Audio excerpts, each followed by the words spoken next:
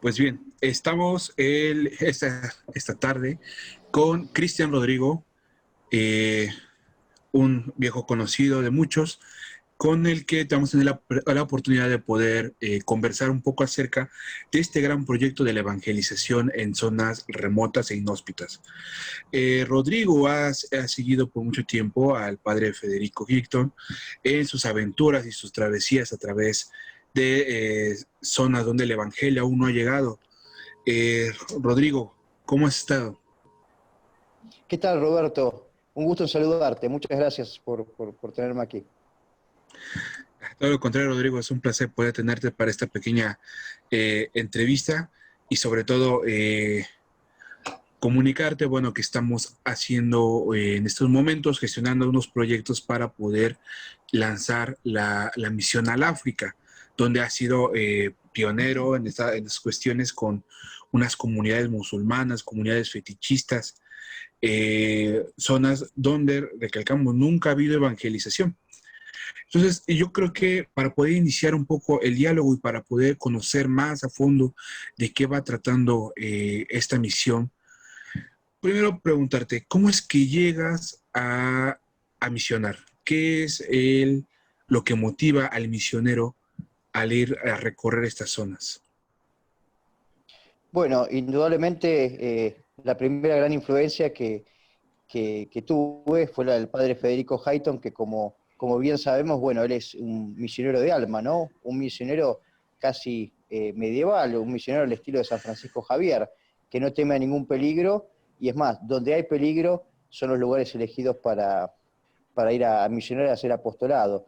Y bueno, eh, un poco hablando con el padre Federico y animado por él, bueno, comencé esta tarea de ir digamos, a hacer un apostolado y hacer una primera aproximación al Evangelio, por lo menos en regiones muy remotas, donde en ningún momento se habían escuchado, por ejemplo, el Evangelio o donde no existían siquiera cristianos, ¿verdad? Este es el plan original del OGP, del Omniscientes Project, que es justamente evangelizar todos aquellos pueblos porque increíblemente estamos en el siglo XXI y todavía hay pueblos que jamás escucharon el Evangelio y hay varias comunidades en las que no existen cristianos. Entonces un poco la tarea nuestra es adentrarnos, incluso en la espesura de la selva, donde fuere, en estos lugares remotos para bueno, poder hacer un intento de evangelio. Muy bien, tocaste ya el punto del Omniscientes Project. Este proyecto que nace del Padre Federico y también de la Orden de San Elías, ¿nos puedes platicar un poco más para todas las personas que no estén familiarizadas con él? ¿De qué trata? ¿Cuáles son los puntos a misionar? ¿Los intereses y también las prioridades que va buscando? Sí, Roberto, por supuesto. La idea del Omnisciente Project, digamos, habíamos hecho un relevamiento de datos, estudios sobre, digamos, qué lugares realmente, en qué lugares no había ningún tipo de evangelización o población cristiana. Entonces utilizamos especialmente algunos estudios que habían hecho previamente algunos cristianos no católicos, pero que nos sirvieron de base un poco como para poder trazar un diagrama inicial para ver dónde ir. Y elegimos justamente el África porque es donde encontramos, digamos, en lugares muy puntuales y muy inaccesibles, encontramos varias tribus, en general paganas, fetichistas, donde, bueno, nunca tuvieron la posibilidad de escuchar el Evangelio. Entonces, el OGP, esta creación del padre Federico Hayton, su objeto principal estriba en primero detectar dónde se encuentran estas tribus para ir, digamos, a predicar el Evangelio y eventualmente bautizar a esas personas. Y bueno, en segundo lugar, armar, crear y capacitar a un equipo, pueden ser dos personas. Bueno, en mi caso fui solo, pero lo ideal sería que en adelante fueran más personas, bueno, para poder, digamos, acometer esta noble tarea, ¿no? Muy bien, Rodrigo. Eh, Bueno, ya llegando un poco más personal, como hablabas, una de las partes primordiales fue llegar a este lugar y donde no había llegado la evangelización. ¿Cuál fue tu primera impresión, primero al llegar a África y posterior conocer los lugares no evangelizados?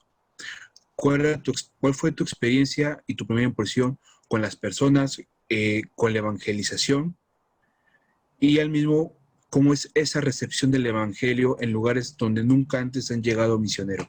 Porque pues pareciera hoy en día, tú dices, estamos en el siglo XXI, el cristianismo está muy expandido, no hay persona que no haya escuchado hablar de Cristo, que no tenga en mente cómo es una iglesia, Claro. cómo llega una celebración, y entonces llegar ante estas personas en donde el panorama cambia por completo, en donde tienen ya sus dioses, o inclusive en la historia de la misión está también toparse con una tribu musulmana.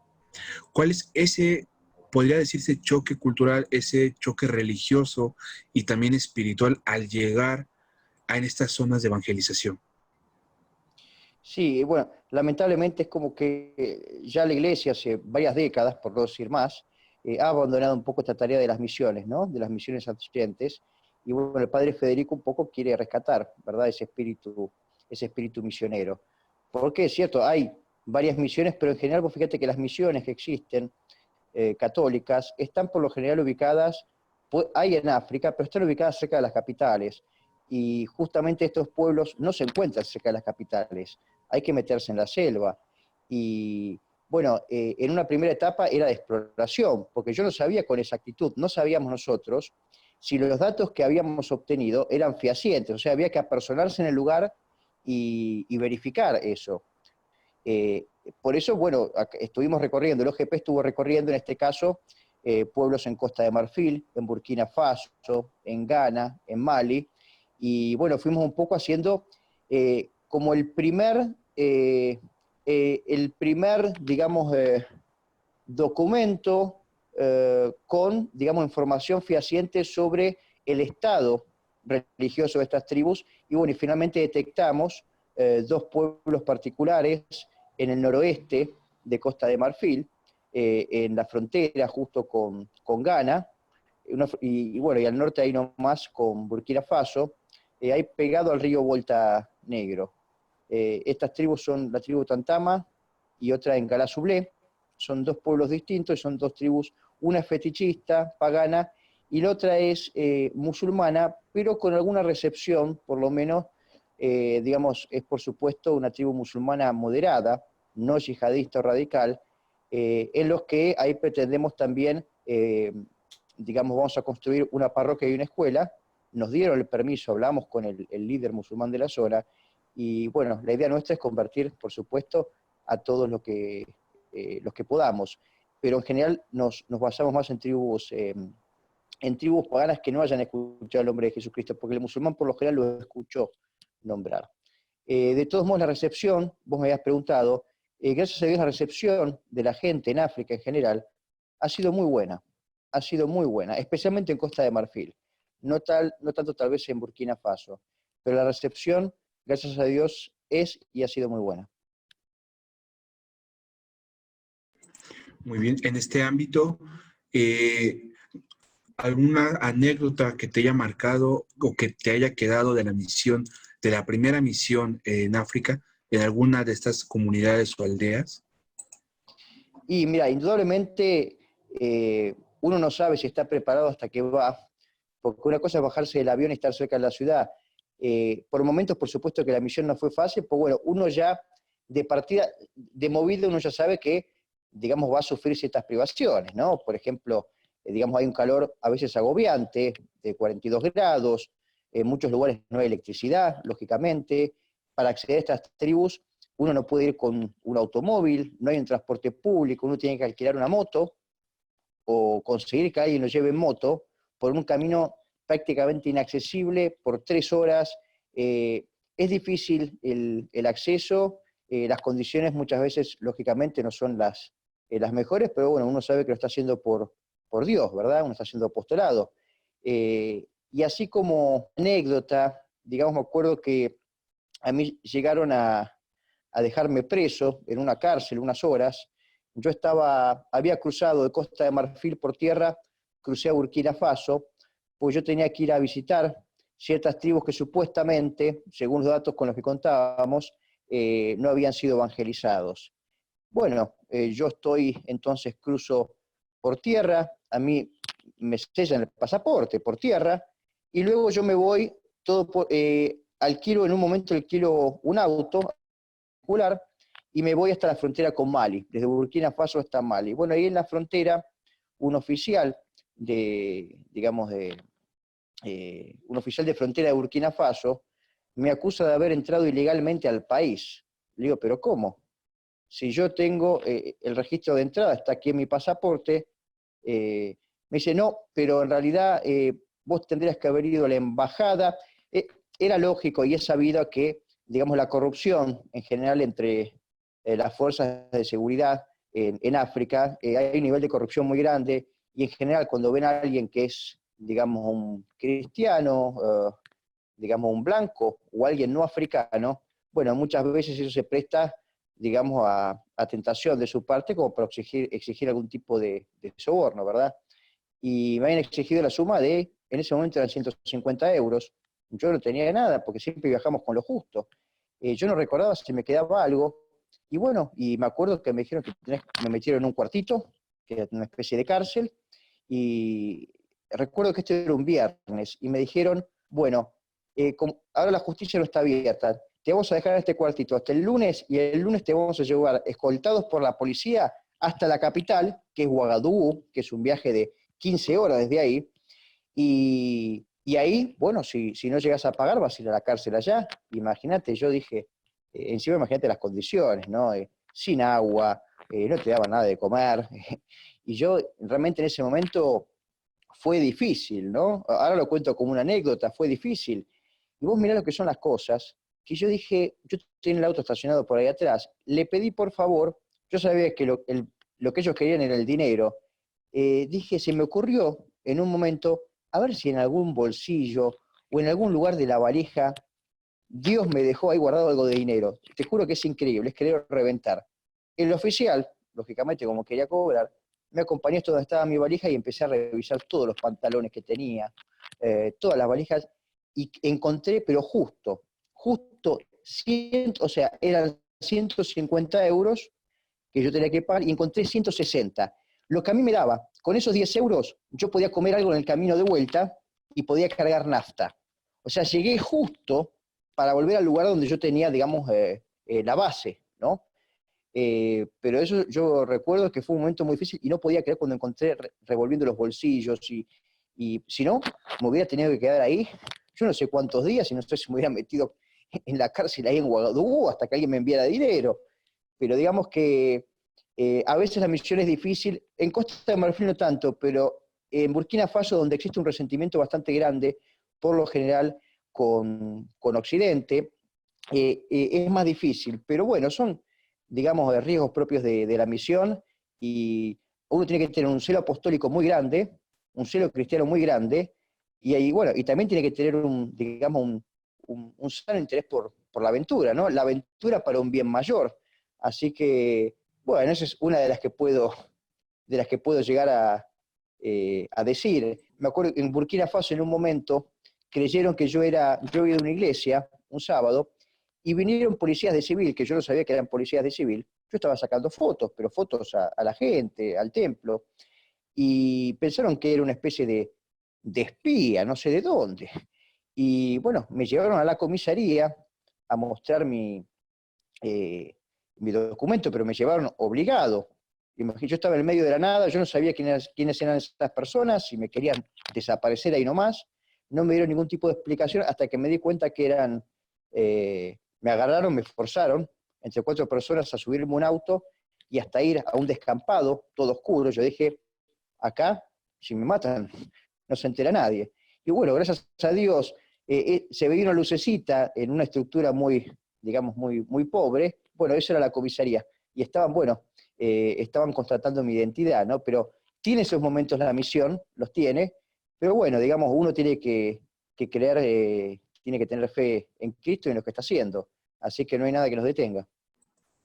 Claro, y acabas de hablar un punto importante que es el celo apostólico y también la fe que ha de tener la persona que vaya a misionar. Pero quizá un poquito que podamos ahondar en esto, ¿de qué está hecho un misionero? ¿De qué árbol ha salido? ¿De qué madera? ¿Qué se necesita para ser un misionero con con especial vocación al proyecto de Omnigentes, donde sabemos que es una misión donde no está respaldado 100% eh, por una institución o una organización grande con donativos, eh, con centros ya especializados como en otras congregaciones donde tienen casas, sino que vas a dormir al cielo raso, donde comes o no comes el día de hoy, como tú bien dices, como tú bien has precisado, ser un San Francisco Javier. ¿Qué se necesita?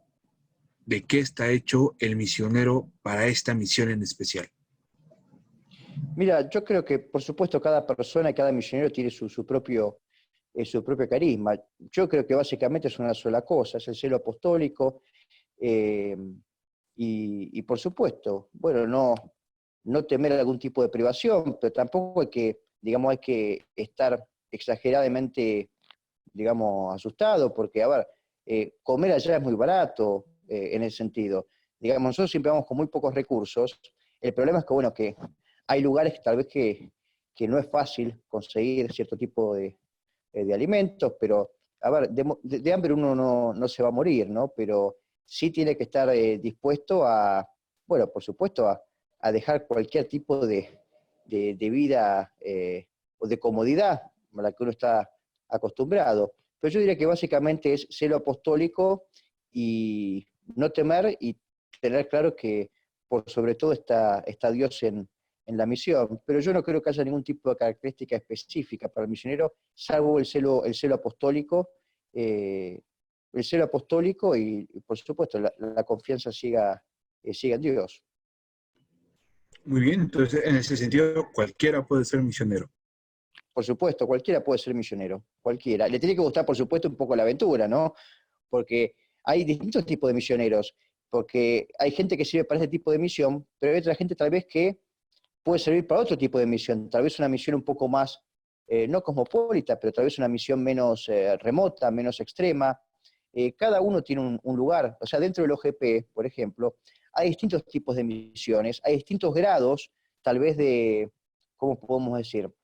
No de peligrosidad, pero de privación, tal vez. Eh, por ejemplo, está la misión del Himalaya, ¿no? En el norte de la India. Esa es una misión bastante tranquila, digamos, donde hay ciertas comodidades básicas, podemos decir.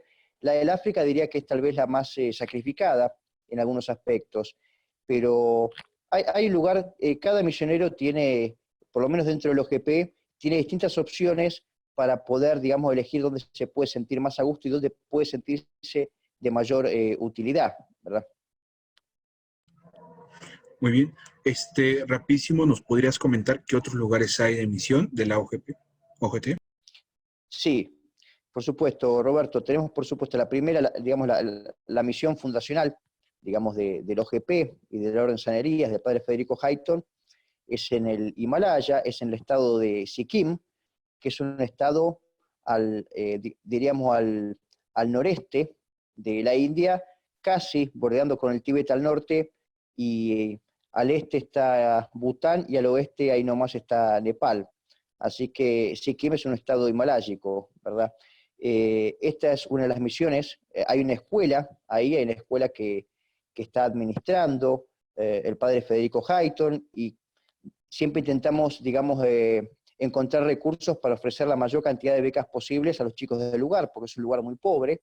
Entonces ellos tienen un montón digamos, de posibilidades de recibir una buena educación, incluso muchas veces se los puede alojar, se les da comida, el transporte, etcétera. Se puede ayudar a esa escuela y hacer un montón de cuestiones. Luego está la misión de África, que en este momento la misión principal de África es el noreste de Costa de Marfil, la tribu Tantama y la tribu de Galasublé, pegado al río Volta Negro. Esa sería la segunda misión, que sería en África. Luego hay otra misión que ya está en curso, bueno, cuando termine, por supuesto, esta cuestión cuarentena, etcétera, que es una misión en unas islitas, no me acuerdo el nombre preciso que le puso el padre a esta misión, pero hay unas islitas ahí, panameñas, hay unas pequeñas islitas, donde no hay, por ejemplo, no existen cristianos y se puede hacer una importante obra de evangelización ahí. Hay gente incluso que se ha mostrado muy receptiva para que podamos hacer allí una misión. Así que básicamente esas serían las tres principales misiones con las que cuenta el OGP. Me he olvidado de una última, que es la del Polo Norte, digamos en la región más al sur. Esto sería, digamos, es una islita en Noruega. Ahí hay un pueblo, básicamente no hay iglesia. Tengo entendido que hay una migración grande de filipinos, pero no hay ningún tipo de iglesia ni de, ¿cómo se dice?, ni de actividad cristiana. Entonces, ese es otro tipo digamos, de misión que puede llegar a hacerse, porque si bien se conoce el cristianismo, pero bueno, hay que crear grupos de oración, hay que intentar construir una iglesia allí, y bueno, llevar a toda esta comunidad para Cristo. Y por supuesto me olvidaba la otra misión que el padre Federico estuvo todo el año pasado básicamente allí, que es en Laos y en Vietnam, básicamente en Laos.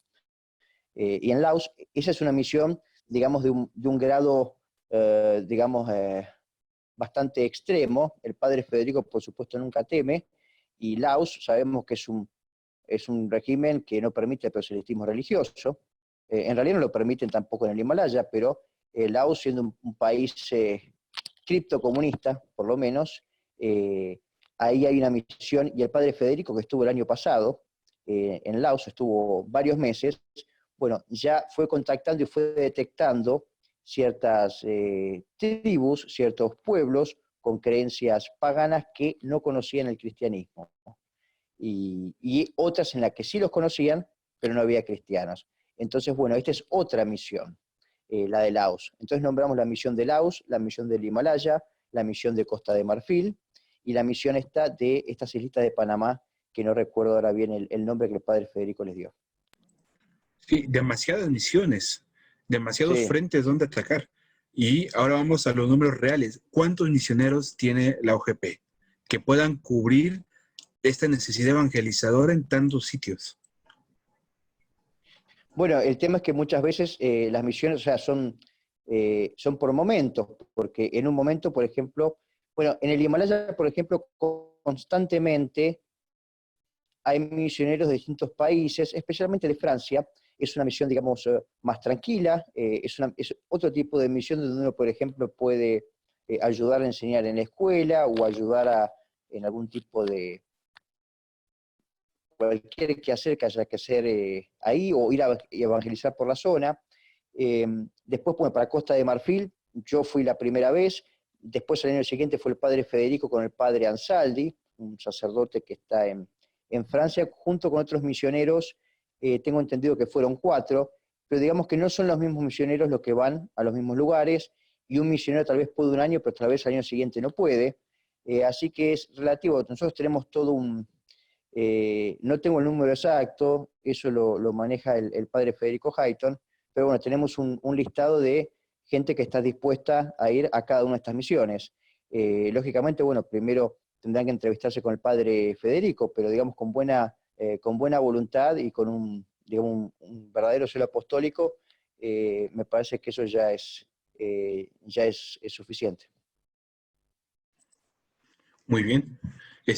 ¿Te parece que ahora pasemos a la misión que nos está uniendo en este momento? Háblanos un poco de la segunda etapa de la misión en el África. Tenemos entendido que se planean como proyectos la construcción de 1 o 2 parroquias, una bomba de agua, pero al mismo tiempo el plan de evangelizadores ya tener identificado, ya teniendo identificado las aldeas, las comunidades paganas o musulmanas, ¿qué sigue en ese momento? Pero sí, en realidad esta sería la tercera etapa,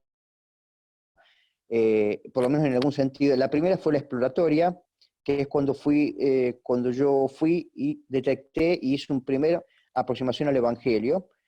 Luego la segunda etapa, al año siguiente, fue el padre Federico fue hace 2 años, fue con otro sacerdote y más misioneros, y bueno, y empezó, incluso dio misas y podía hablar mucho con la gente. Nos comentabas un poco que esta es la tercera misión a África. La primera Exacto. la realizaron, bueno, la realizaste, que era la exploratoria. La segunda, la experiencia del padre Federico. Allí nos estabas comentando que hubo un acercamiento con la evangelización más profundo, ¿verdad? Exactamente. Y esta tercera etapa, ya directamente, el padre Federico cuando fue, ya vio la voluntad y la recepción de la gente por bautizarse. Entonces vamos a intentar, el padre Federico va a intentar, y vamos a intentar, que se bautice la mayor cantidad de gente y poderlos, digamos, introducir a todo lo que es el cristianismo, ¿no? El catolicismo. Y en esta etapa, lo que estamos haciendo, y venimos juntando fondos, lo que vamos a hacer son 2 parroquias y 2 escuelas. O sea, para cada uno de estos pueblos, la idea es construir, son estructuras básicas, digamos, bastante sencillas, pero duraderas de 60 metros cuadrados. Entonces, una parroquia y una escuela para cada uno de estos pueblos, donde el profesor pueda ser a la vez catequista, ¿verdad? O el catequista a la vez profesor, porque la idea no es, digamos, construir la escuela y la parroquia e irnos, sino asegurarnos de que cuando nosotros nos vayamos, ellos sigan teniendo la oportunidad de formarse, ¿verdad?, en la religión verdadera, en la fe, y que se les pueda hacer un seguimiento, ¿verdad?, a su, digamos, evolución religiosa. Así que esta sería digamos, la etapa un poco culminante de esta primera parte, ¿verdad? Ya con las escuelas construidas, las parroquias construidas, que iremos nosotros a ayudar a construirlas en el momento, con otras personas, bueno, que ya hemos contactado, y luego, bueno, dejar a cargo catequistas y profesores, por supuesto, que puedan ayudar, ¿no?, a todo este proceso de evangelización de esos pueblos. Y evidentemente, ahora por esta pandemia y todo lo que se está llevando, es una de las grandes dificultades que podemos enfrentarnos al momento de construir las iglesias o tan solo entrar al continente africano. Además de esto, ¿qué otras dificultades se encuentra la misión? Me imagino que deben ser bastantes, siendo un proyecto, eh, no digamos muy ambicioso, sino que justo en la medida, y dificultades más que nada porque sabemos que cuando se quiere construir algo, cuando se quiere realizar algo en pro de la obra divina, siempre está el enemigo que está queriendo atacar, que pone estas trabas. Ahora mismo, ¿qué son las dificultades que encontramos para que se pueda realizar la misión? Mira, las dificultades principales que tenemos en este momento, ¿me escuchas bien? Sí, sí, sí, ¿Me bien. escuchás? Sí, Ah, bien. eh, por suerte los voluntarios, ya por suerte hay gente dispuesta, digamos, la dificultad primera es terminar de conseguir los recursos para poder hacer la obra que queremos y que debemos hacer. Así que básicamente lo que estamos intentando hacer, yo recomiendo que se metan por favor en la página del Omnes Gentes Project, pongan OGP, Omnes Gentes Project, y ahí va a aparecer un poco todo digamos, el estado de situación de lo que estamos haciendo, y básicamente nos estamos intentando abocar en esta etapa a poder contar con los recursos suficientes para poder hacer esta gran obra, ¿verdad? Entonces, únicamente las dificultades que se encuentran son económicas. De ahí en fuera, todo está bien, voluntarios, el espíritu está alto para poder llegar y fundar estas parroquias, construirlas y también las escuelas, ¿verdad? Exactamente, exactamente. Gracias a Dios, el material humano, la logística, ya tenemos todo preparado. Falta terminar de conseguir los recursos, pero como dice el padre Federico Hayton, hay que abandonarse en Dios y todo va a llegar. Mm, perfecto. Habías comentado antes ya una página para las personas que quisieran profundizar más en la misión del Omnia Gentes Project o conocer cómo poder ser benefactor, cómo poder ser voluntariado, en qué lugares pueden investigar, correos, números, donde podamos proporcionar esta información. Mira, pueden meterse en la página, pueden contactarme a mí. ¿Te puedo pasar un correo electrónico, Roberto? Sí, sí, también, y también, claro, y también nos avisan, bueno, que están los correos y las páginas, justo en la página donde va a ser publicado Ah, perfecto. esta entrevista, allí también pueden pedir los informes para la misión, para ser voluntario en cualquiera de los ámbitos, tanto ser padrino como ser, eh, bueno, como ser misionero. Exacto, exacto. Así que, bueno, si van a poner las direcciones, perfecto. Yo puedo dejar mi dirección de correo electrónico, que es la que utilizo más frecuentemente, que es Cristian Rodrigo, Cristian sin H, Rodrigo, como el nombre, 1492 @gmail.com. Muy bien, lo dejamos también en la descripción del video para que las personas que te quieran comunicarse directamente contigo puedan hacerlo. Sobre todo, pues estamos hablando de personas que quizás estén en qué lugares, ahora en Argentina, en Panamá, en Colombia, en Bolivia, lugares donde ha sido un poquito más expandido la Orden de San Elías, ¿verdad? Exacto, donde ha sido más expandida básicamente, no solo en Argentina, sino en Estados Unidos y en Francia. Yo diría que son los tres lugares, bueno, y México también. Yo diría que Argentina, México, Francia y los Estados Unidos son los lugares donde el OGP está más presente en este momento, pero bueno, tenemos por supuesto ya en proyecto varios otros lugares. A lo que nos faltó un poco al inicio y también un poco grosero de mi parte, el no dejar que te presentaras. Mira, básicamente yo soy historiador, digamos, mis objetos de estudio están centrados en la historia de la Iglesia Católica y España. En cuanto a España está, digamos, vinculada a la Iglesia Católica, por lo menos eh, hablamos hasta el siglo XVIII, XIX, dependiendo. Entonces, básicamente yo soy historiador, he escrito libros, digamos, defendiendo a la Iglesia de ciertas acusaciones históricas, y ese es básicamente mi oficio. Yo escribo, soy historiador, y además de escribir sobre alguna cuestión de política coyuntural, diría que especialmente mi tarea es escribir en ser apologista y apologeta de la Iglesia Católica. Pues muchas gracias, Rodrigo, por concedernos estos minutos. Y pues nada, por último, ¿podrías extender una invitación a todos los que puedan llegar a ver este video para unirse a la misión y también para que pudieran, dentro de sus posibilidades, ser padrinos? Por supuesto, Roberto, por supuesto, eh, va a ser un gusto hacerlo, y yo sé que hay mucha gente que está dispuesta a ayudar en este tipo, digamos, de obras que no son comunes, y creo que hay que apoyar al padre Federico. Lo que el padre Federico empezó, hay que seguirlo acompañando, porque realmente ha logrado cosas muy grandes. El padre Federico, yo siempre cuento lo mismo, el padre Federico fue sin un solo centavo, con lo que tenía puesto, desde Argentina se bajó del avión, no tenía un centavo, y básicamente a dedo fue llegando a esta, digamos, a esta región de la India, en el norte, cerca del Tíbet, y vos mirá, y en unos pocos meses o en un año llegó ya a fundar una misión ahí. Hay un centro apostólico, hay un, digamos, hay un colegio que administra el padre Federico, se les da de comer a los chicos, se les da alojamiento a los chicos, se les da educación de primer nivel sin cobrarles absolutamente nada, y todo esto lo logró el padre Federico con un celo apostólico de otro siglo. Entonces, bueno, creo que hay que acompañarlo en estas obras que realmente son, creo que son pequeños regalos de Dios que nos da también esperanza, ¿verdad? Buenísimo, Rodrigo.